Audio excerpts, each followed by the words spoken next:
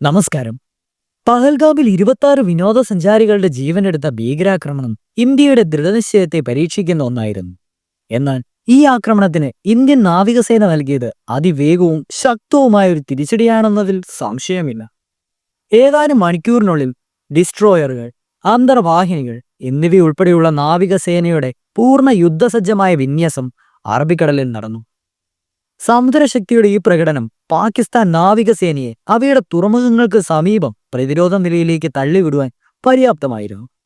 ഇത് ആക്രമണത്തെ തുടർന്ന് ഇന്ത്യയുടെ ശക്തമായ പ്രതിരോധശേഷിയും ദൃഢനിശ്ചയവും വിളിച്ചോടി.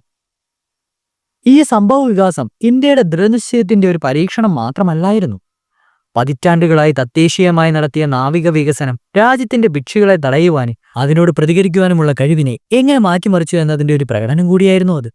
ആക്രമണം നടന്ന് 96 മണിക്കൂറിനുള്ളിൽ ഇന്ത്യൻ നേവി അറബിക്കടലിലേക്ക് ഉദിച്ചപ്പോൾ ഇന്ത്യയുടെ പ്രതികരണത്തിന്റെ നട്ടെല്ല് ഇറക്കുമതി ചെയ്ത ഹാർഡ്വെയർ അല്ല, മറിച്ച് തദ്ദേശീയമായി വികസിപ്പിച്ചെടുത്ത നവീകരണവുമാണെന്ന് വ്യക്തമായി.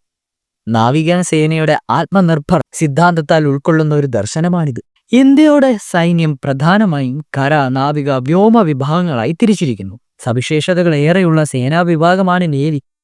ഇന്ത്യയുടെ കടൽ മേഖലകളെ സംരക്ഷിക്കുക എന്ന ദൗത്യത്തിനപ്പുറം ഇന്ത്യൻ സമുദ്ര മേഖലയിൽ രാജ്യത്തിന്റെ സ്വാധീനം ഉറപ്പിച്ചു നിർത്തുവാൻ സദാ ശ്രദ്ധാലുകളാണ് നാവികസേന. ഇന്ത്യയിലെ പല സാമ്രാജ്യങ്ങൾക്കും നാവിക കരുത്തുണ്ടായിരുന്നു. മറാത്തകളും ചോള രാജാക്കന്മാരുമൊക്കെ ഇതിൽ ഉൾപ്പെടും.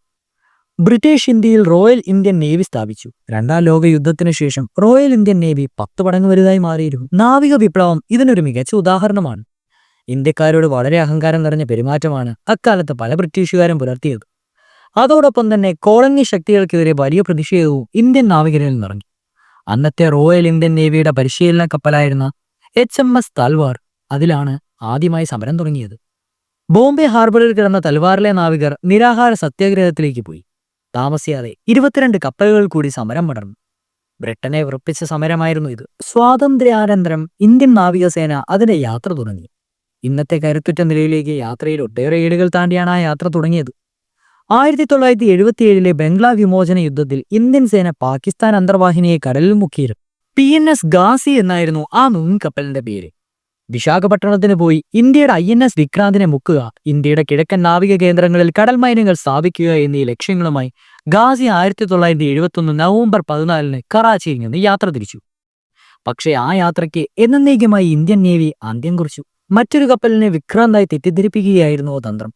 സിനിമകളിൽ കാണുന്നത് പോലെ ഒരു ത്രില്ലർ നീക്കമായിരുന്നു ഇത്. അതേ യുദ്ധത്തിൽ തന്നെ ഓപ്പറേഷൻ ട്രൈഡന്റ് എന്ന ദൗത്യവും ഉണ്ടായിരുന്നു.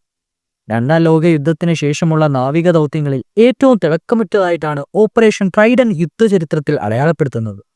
60കളുടെ അവസാന ഘട്ടത്തിലാണ് ഇന്ത്യ സോവിയറ്റ് യൂണിയനിൽ നിന്നും OSA-1 എന്നു പേരുള്ള 8 മിസൈൽ ബോട്ടുകൾ വാങ്ങുന്നത്. പാകിസ്ഥാനെതിരെ ബംഗ്ലാദേശിൽ ഉയരുന്ന ജനരോഷവും മറ്റ് സംഗതികളും പരിഗണിച്ച് വീണ്ടും ഒരു യുദ്ധത്തിന് സാധ്യത ഉണ്ടാകുമെന്ന വിലയിരുത്തലായിരുന്നു അത്. കപ്പലുകളെ തകർക്കുവാൻ സാധിക്കുന്ന സ്ട്രൈക്സ് മിസൈലുകളും അത്യാധുനിക റഡാറുകളുമുള്ള ഈ ബോട്ടുകളിൽ ഉണ്ടായിരുന്നു. ഈ ബോട്ടുകൾക്ക് പക്ഷേ ഒരു പരിമിതി ഉണ്ടായിരുന്നു. റേഞ്ച് കുറവായതിനാൽ തീരസംരക്ഷണത്തിനായിരുന്നു ഇവ അഭിമാന്യം. മറ്റൊരു രാജ്യത്തിന്റെ മേഖലകളിൽ യുദ്ധം നടത്തുവാൻ ഇവ അത്രയ്ക്ക് അനുയോജ്യമായിരുന്നില്ല. 1971 ആ വർഷം ഡിസംബർ 3 പാകിസ്ഥാൻ വ്യോമസേനയെ ഇന്ത്യയുടെ 6 എയർഫീൽഡുകൾ ആക്രമിച്ചു. ഇതോടെ ബംഗ്ലാദേശ് വിമോചനത്തിന് യുദ്ധത്തിന് കാഹളമായി. അതിർത്തി മേഖലകളിൽ താമസിയാതെ തന്നെ യുദ്ധം തുടങ്ങി. നാവികസേന കറാച്ചി തുറമുഖത്തെ ആക്രമിക്കുവാൻ പദ്ധതിയിട്ടു. പാകിസ്ഥാൻ നാവികസേനയുടെ മർമ്മമാണ് കറാച്ചി. തുറമുഖത്ത് നാശനഷ്ടങ്ങൾ വരുത്തിയാൽ കടൽ വഴിയുള്ള പോരാട്ടത്തിന് പാകിസ്ഥാൻ ഉടൻ പരുവപ്പെടില്ല. ഇതിനുള്ള നിയോഗം OSA-1 മിസൈൽ ബോട്ടുകൾക്ക് വന്നു ചേർന്നു. എന്നാൽ റേഞ്ച് കുറവുള്ളതിലധികം സഞ്ചരിക്കുവാൻ സാധ്യമില്ലാത്ത ഓസ എങ്ങനെ കറാച്ചിയിലെത്തും? നാവികസേനയിലെ പ്രതിഭാരമായ ഓഫീസർമാർ അതിനും പ്രതിവിധി കണ്ടെത്തി.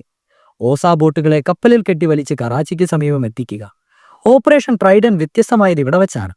കറാച്ചി തുറമുഖത്തെ ഇത്തരത്തിൽ ആക്രമിച്ച് പാകിസ്ഥാനെ പ്രതിരോധത്തിലേക്കുവാൻ നേവിക്ക് കഴിയും. ഏതൊരു രാജ്യത്തിന്റെ തീരത്തും ഒരു നാവികപ്പട ഉണ്ടാകണമെന്നാണ് പഴമൊഴി. ഒന്നെങ്കിൽ അത് ആ രാജ്യത്തിൻ്റെതാകും, അല്ലെങ്കിൽ അത് ശത്രുക്കളുടെയോ അധിനിവേശക്കാരുടെയോ ആയിരിക്കും. നാവികസേനയുടെ പ്രാധാന്യം വെളിവാക്കുന്ന വാക്കുകളാണിത്.